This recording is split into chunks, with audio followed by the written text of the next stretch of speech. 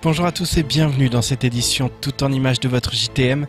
À la une de ce journal, le préfet s'exprime sur la mise en place du plan Mayotte, les actions de l'État pour votre quotidien.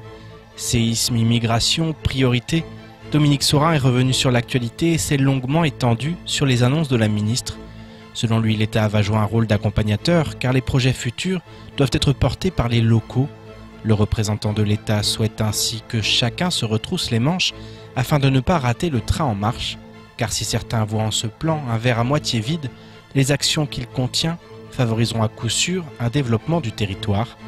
Le point dans ce sujet signé Leslie Vimenet. La ministre des Outre-mer partie, c'est désormais au tour du préfet Dominique Saurin de prendre le relais en vue de la mise en place du plan pour Mayotte. Même si avant d'entrer dans le détail des annonces, le représentant de l'État a souhaité faire le point et rassurer quant à l'essaim de séismes auquel le territoire est confronté. Les forces de sécurité sont mobilisées, les sapeurs-pompiers sont mobilisés, les gendarmes, les policiers sont mobilisés, l'unité de l'armée également est en alerte pour des interventions s'il y avait au cas où. C'était ça l'objet de la cellule de crise aussi. C'était l'objet de la cellule de crise, c'était de mobiliser tout le monde. Alors bien sûr qu'il y a des contacts, on n'a pas attendu la cellule de crise pour se mobiliser, se coordonner. Mais cette cellule de crise que j'ai réunie hier, c'était pour aller plus loin. Et pour voir comment on pouvait, en fonction des informations qui nous ont été communiquées par les spécialistes et des analyses que nous avions, comment on pouvait aussi mobiliser les services de l'État, et pas simplement les services de l'État, les communes aussi, de façon à apporter cette sécurité à nos concitoyens. La sécurité, voilà l'origine de la grève générale qui a secoué le département ces derniers mois. Si certains considèrent que ce plan n'a pas suffisamment tenu compte des revendications, le préfet assure que l'État n'a pas vocation à décider de tous les projets futurs. Le plan, c'est pas l'État qui dit moi je fais ça à la place, je décide pour les. Parce que j'ai entendu ça. Je l'ai entendu. Bernardine l'a dit hier sur ce plateau en disant on garde ce milliard 3 mais on redéfinit la manière dont on va le dépenser. Non, la manière, et ça je le tiens. Il le sait, le député.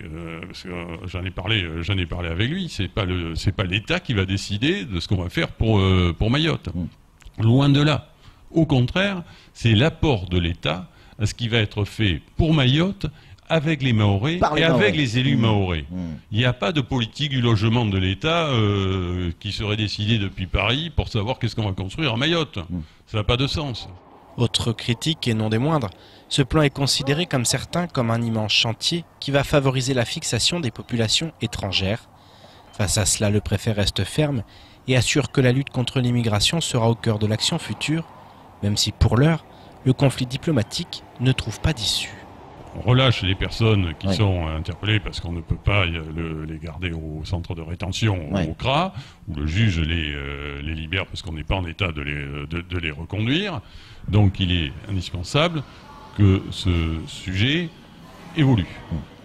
Donc c'est pour ça qu'on s'organise, je disais, c'est absolument, c'est déterminant. Alors il se trouve qu'en ce moment, il y a quand même moins d'arrivées pour des raisons météo, etc. Il y a quand même moins de... Il y en a, mais il y en a quand même moins qu'à un moment. Donc il est souhaitable que ce sujet soit réglé dans les délais les plus brefs. Et si le sous-préfet est venu, c'est pour préparer, préparer cette organisation. Immigration, développement économique, préservation de l'environnement, logement. Pour Dominique Saurin, si beaucoup reste à faire et que des ajustements interviendront sûrement à l'avenir, il convient de voir le verre à moitié plein et de se mettre au travail tous ensemble dès maintenant. Je parlais tout à l'heure sur les problèmes d'assainissement. Le lagon, il faut le sauver, impérativement. Mais là, il y a de quoi faire plusieurs stations d'épuration. Mais faisons-les. Le réseau d'eau potable, qui est sur un équipement qui a été décidé l'année dernière. Mais il faut continuer. Continuons dans cette voie. Les logements, oui, les Mahorais ont besoin de logements sociaux. Aujourd'hui, il y a 278 logements sociaux qui sont occupés en grande majorité par des Mahorais. Parce qu'il y a des besoins, il y a des Mahorais qui vivent dans des conditions difficiles. Et ça peut être une réponse.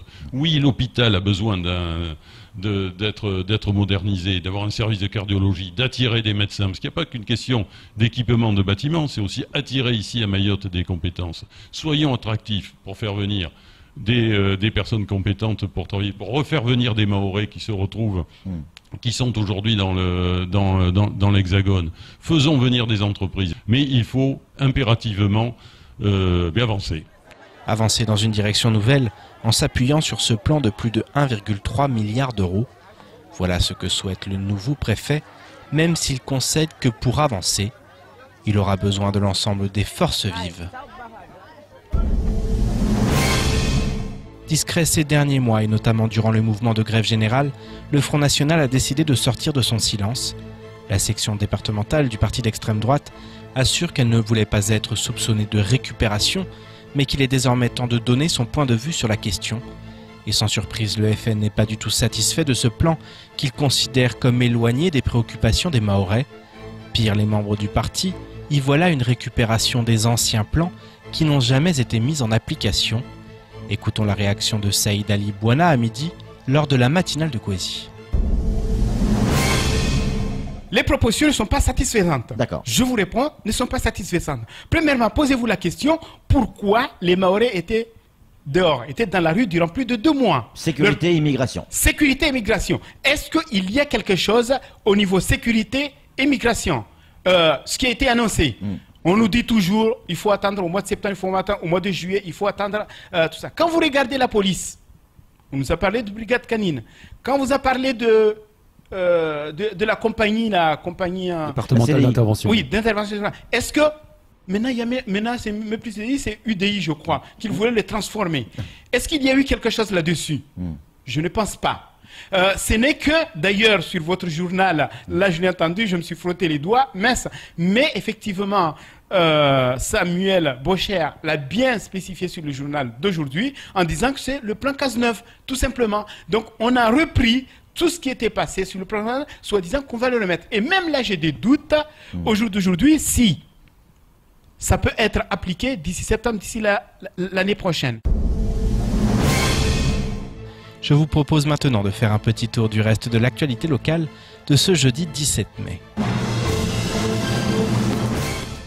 La liste des syndicats locaux répondant à l'appel à la grève nationale du 22 mai ne cesse de s'allonger. Sud Éducation Mayotte et la CGT Éducation ont à leur tour déposé un préavis de grève. Pour Sud Éducation, 1 an après les élections présidentielles et législatives, le gouvernement fonce le pays dans le carcan du libéralisme économique. Suppression d'emplois, dégradation des conditions de travail, université du tri social, le syndicat dénonce et souhaite défendre un service public de qualité, les conditions de travail des fonctionnaires et exige des augmentations de salaire. De son côté, la CGT Éducation parle d'une politique contre l'ensemble des services publics, agrémentée d'une casse du statut général. La CGT Éducation Mayotte appelle à construire la grève dans le secteur de l'éducation et à s'emparer de toutes les initiatives permettant de faire converger les mobilisations qui se multiplient dans tout le pays. Bonne nouvelle dans le domaine de l'agriculture. Hier matin, 10 vaches arrivées tout droit de métropole ont atterri à Mayotte. Elles vont être accueillies et prises en charge par 10 éleveurs mahorais, adhérents de la Copadem, qui porte ce projet d'élevage depuis plusieurs années. L'objectif, dynamiser la filière en les faisant se reproduire. La durée de vie d'une vache permet de se projeter sur plus de 5 ans, donc plusieurs veaux pourraient naître de chacune de ces vaches. Seul bémol, la question de leur adaptabilité à leur nouvel environnement reste en suspens. En effet, par le passé, 4 vaches avaient été introduites pour produire du lait, mais les résultats n'avaient pas été au rendez-vous en raison de la différence de climat. Par ailleurs, l'impact environnemental de ce type d'élevage est à évaluer, une vache consommant en moyenne 100 litres d'eau par jour, tout en produisant 80 kg par an de méthane, rejeté dans l'air. Selon la préfecture, le 2 mars dernier, des négociations avec les représentants de la grande distribution ont permis la signature d'un protocole sur la composition du bouclier qualité-prix 2018. La liste des 78 produits est ainsi maintenue à un prix global de 210 €, soit une baisse de 4 € par rapport à l'année 2017.